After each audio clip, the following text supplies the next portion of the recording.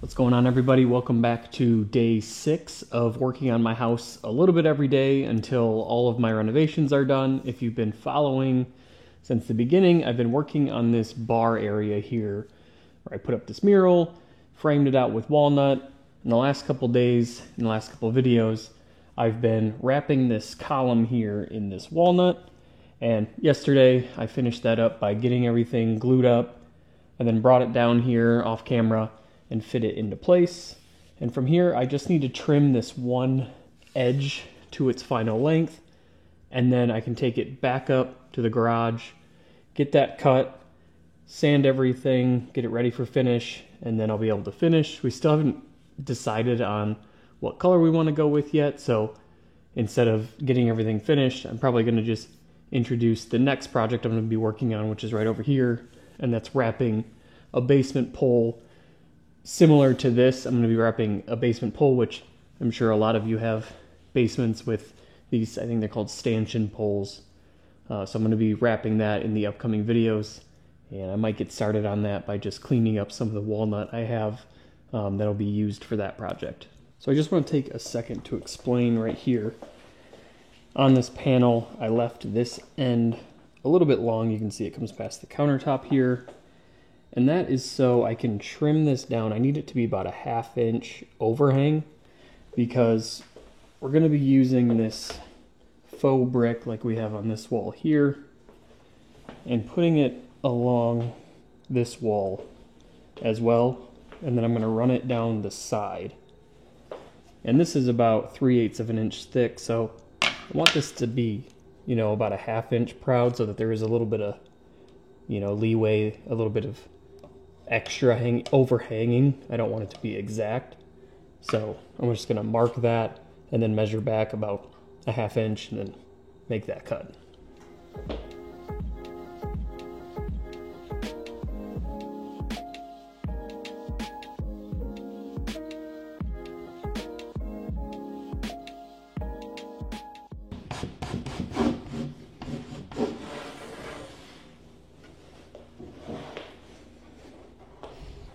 So I need to rip off this strip right here. My pencil line representing that wall is right here, and I'm gonna cut basically a 1/2 inch over from that. But I can't use my track saw to cut right here because it's gonna hit this side. I was just thinking about if I could do this on my table saw, but it's not exactly an even strip that needs to be cut off, so I don't think that would work. That might work because it's off by like an 1/8 inch, but I don't think that should really matter a ton.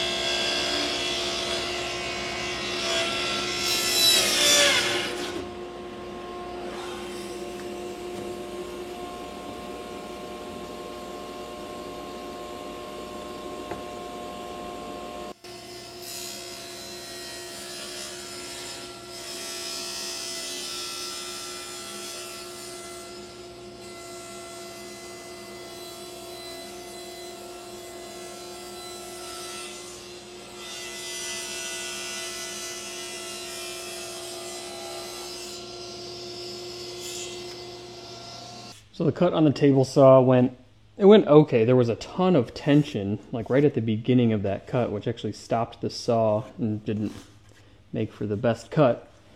But the saw shut off because it was pinched so bad. I just pulled it back out and then ran it back through and it was fine. But now I'm just going to give this a final sand, and then we should be good to apply finish as soon as we pick a color that we want to go with.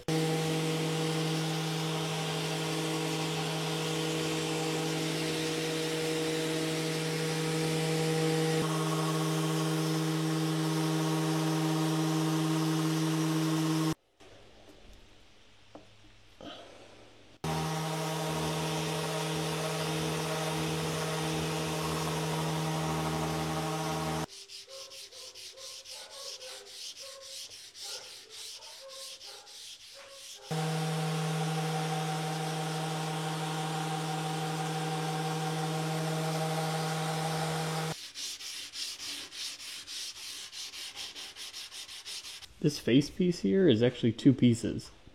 It just shows how good those two pieces matched.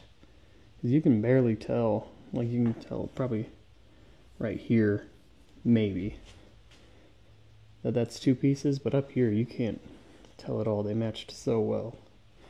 But up next is basically finishing all this stuff, putting some Rubio on it, and getting it installed, obviously, which is really just a couple of nails.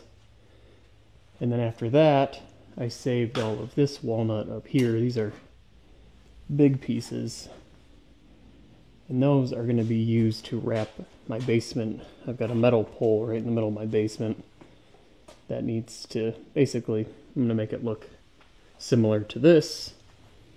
So that'll be kind of the next project. Be kind of a similar build to what I'm doing here, but on a bigger scale around a basement pole. So that's really all I got today. Not a whole lot. Only had about an hour to work, so that's it.